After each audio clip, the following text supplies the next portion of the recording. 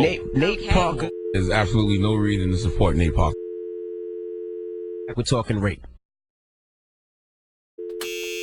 Could you ease into this one, sir? All right, now we all know Nate Parker. You seen the movie the other day. He directed Birth of a Nation and Nat Turner.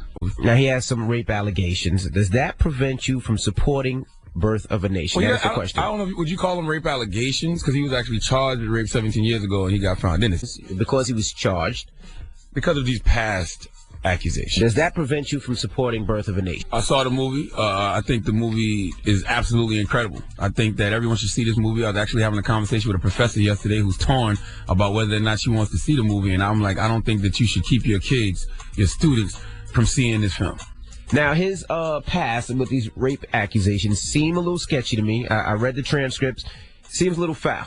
Absolutely, positively foul. But I do think it's a movie that African-American people should see. I think it's a story that should be told. You're saying you separate artists from the artistry. Listen, God bless that young lady.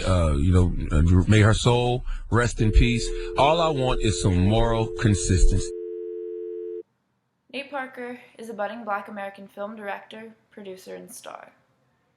Nate Parker is also a rapist.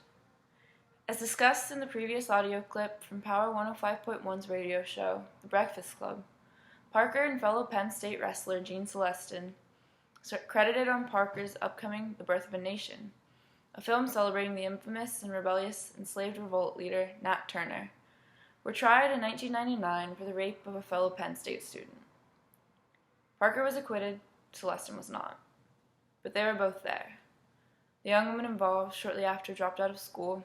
Years later, she took her own life. In the clip, the host of the talk show discussed the big issue that this has brought into focus. Should we forgive the artist, or perhaps just ignore their personal shortcomings for the sake of their artistry? The image of Parker, nonchalantly posed, hands casually resting behind his neck, a coy grin across his face, reflects his position as a man not willing to admit to any wrongdoing.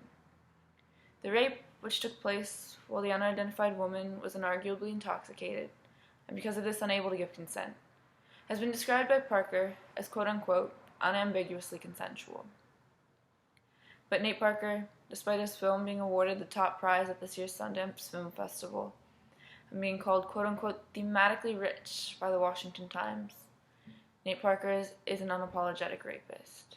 And can that be overlooked?